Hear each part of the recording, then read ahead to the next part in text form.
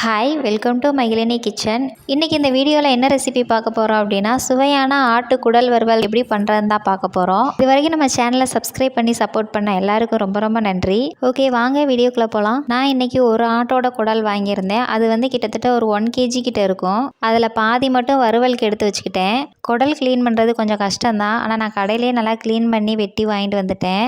இருந்தாலுமே நம்ம சுடுதண்ணி போட்டு நல்லா க்ளீன் பண்ணி எடுத்தால் தான் நமக்கு திருப்தியாக இருக்கும். குடலை நல்லா சுடுதண்ணி போட்டு க்ளீன் பண்ணி எடுத்ததுக்கப்புறமா கொஞ்சம் மஞ்சத்தூள், அதுக்கப்புறம் கொஞ்சம் உப்பு, தேவையான அளவு தண்ணி விட்டு குக்கரில் விசில் போட்டு வேக வச்சிட்டேன். குடல் வேகிறது ஒவ்வொருத்தவங்களோட குக்கரை பொறுத்து இருக்குது. ஒரு சில பேருக்கு வந்து ஒரு 4-5 விசில்லே வெந்துடும். சில பேருக்கு வந்து ஒரு 10 விசில் ஆகும். என்னோட குக்கரில் ஒரு 8 விசிலுக்கு அப்புறம் தான் குடல் நல்லாவே வந்துருந்துச்சு. குடல் நல்லாவே வெந்துருச்சு. அதை எடுத்து ஓரமாக வச்சுட்டு இப்போ வறுவல் பண்ணுறதுக்கு அடுப்பில் ஒரு பாத்திரத்தை வச்சுக்கிடலாம். அதில் கொஞ்சம் எண்ணெய் விட்டு உங்களுக்கு தேவைப்பட்டால் நீங்கள் வந்து பட்டை, கிராம்பு இல்லை சோம்பு எதுனாலும் நீங்கள் சேர்த்துக்கலாம் தாளிக்கிறதுக்கு. நான் அதெல்லாம் எதுவும் சேர்க்காம எண்ணெய் சூடானதுக்கப்புறம் ஒரு பெரிய வெங்காயம் கட் பண்ணி வச்சுருந்தேன். அதை தான் அது கூட சேர்த்துருக்கேன். வெங்காயத்தை சேர்த்து நல்லா வதக்கி விடணும்.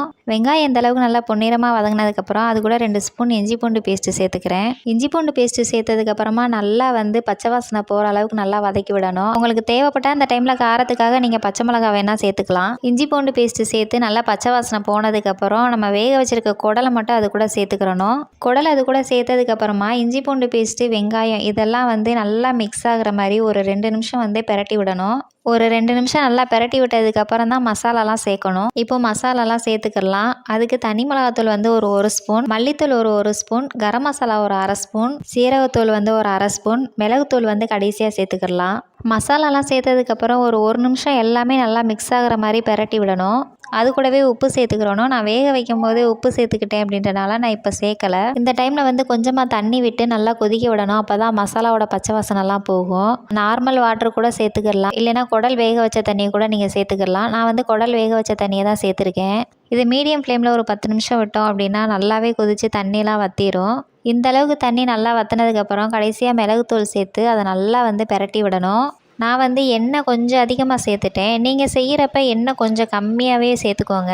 மிளகு பொடி சேர்த்ததுக்கப்புறமா நல்லா சுருள வதக்கி விடணும். குடல் வந்து உடம்புக்கு ரொம்பவே நல்லது.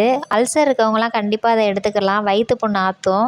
சில பேர் குடல் குழம்பா வச்சு கொடுத்தா சாப்பிட மாட்டாங்க. அப்படி உள்ளவங்களுக்கு இந்த மாதிரி கொஞ்சம் வித்தியாசமாக குடல் வறுவல் மாதிரி பண்ணி கொடுங்க, கண்டிப்பாக சாப்பிடுவாங்க.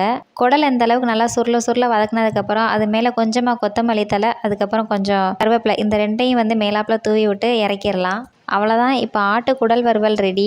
கண்டிப்பாக இந்த ரெசிபியை ட்ரை பண்ணி பாருங்கள். ட்ரை பண்ணி பார்த்துட்டு எப்படி இருந்துச்சு அப்படின்னு மறக்காமல் கமெண்ட்டில் என் கூட ஷேர் பண்ணிக்கோங்க. ஓகே, அவ்வளோதான் இந்த வீடியோ. நாளைக்கு வேறு ஒரு வீடியோவில் பார்க்கலாம். இந்த வீடியோ பிடிச்சிருந்தா மறக்காமல் நம்ம சேனலை சப்ஸ்கிரைப் பண்ணிக்கோங்க. ஓகே, பாய்.